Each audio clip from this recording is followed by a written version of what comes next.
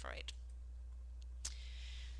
Sigmund Freud had the school of psychoanalysis. A lot of you think of Sigmund Freud as being the father of psychology, but he is not he is not credited as the father of psychology. Just as a review, it was Wilhelm Wundt who's credited as the father of psychology for starting the first psychology lab. Sigmund Freud was a very colorful person. He was very charismatic. He was an excellent writer. And so even though his thoughts were not completely from himself, but he was able to take these thoughts and theories and make them famous. So his school of psychoanalysis, it focused on unconscious forces. It emphasized the role of sex and aggression. So Freud lived in this time called the Victorian Age, and in the Victorian Age it was probably the most hypocritical time as far as sexuality.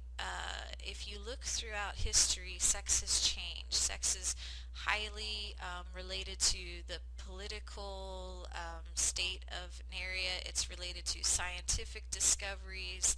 There's many things that influence a society's sexual expression. And during his time, sexual disease had run rampant, and there was lots of scientific discoveries right before his time that led us to knowledge about sex. We figured out that women now had a role in determining the child's genetics, which before that we didn't know. We didn't know what semen was until about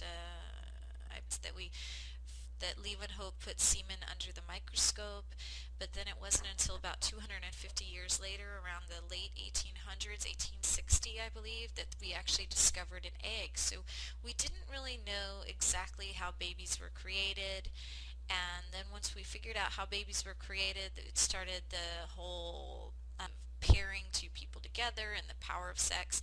So anyway, in the Victorian Age, they were very sexually repressed. Women were thought to not have a sexual drive, and men actually thought that they were doing their wives a service by going to prostitutes and not taking their lustful needs out on their wives. So they were doing their wives a service. The clothing attire of the Victorian Age was even the women wore clothes where they did not show any part of their body. They wore high neck collars, they wore long skirts, they wore the corsets to put their waist in, but everything was covered. And anyway, it was thought that during his time that if a woman had like a high sexual drive, or if she had a sexual drive, then she might be considered to have a disorder such as nymphomania.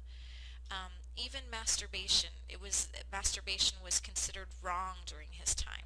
So you had all this craziness around sex, is that women were supposed to not have a sex drive, men were not supposed to masturbate, you were not supposed to talk about sex openly, everything was supposed to be, you were supposed to be like this perfect person without the sexuality. So we know that sex has a very powerful effect on behavior, very powerful. We see it even today, that how many people it drives into ruin is we see it again and again and again. Is inability to control our sexuality is what brings us down in this culture that expects us to keep our sexuality under check.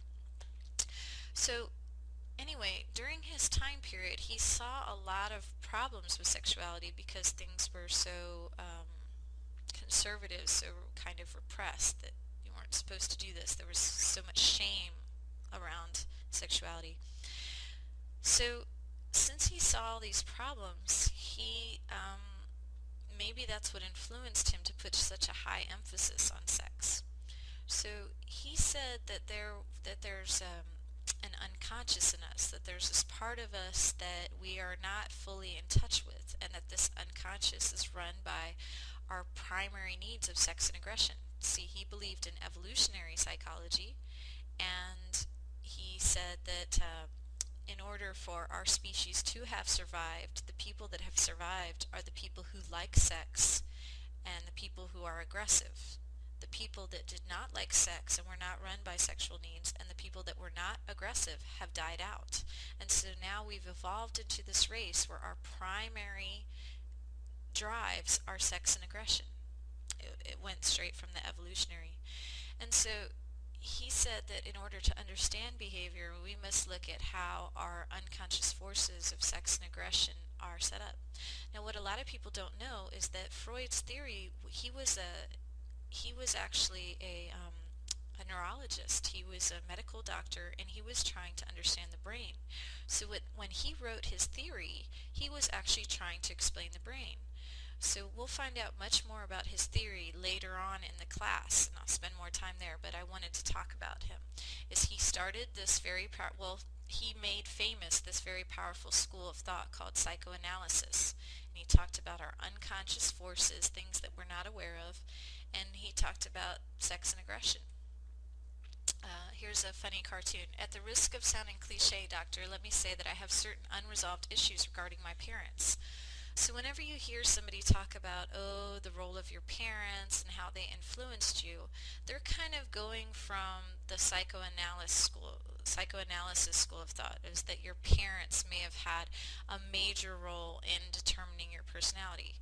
I want to let you know that not all psychologists agree with that. So thinking that every psychologist believes that how you were raised has a profound impact on you is not true. There are some psychologists that believe, okay, yes, I think that your parents could have had a big effect on you, but then there's other psychologists that say, no, I don't think your parents had much of an impact on you, and certainly not now when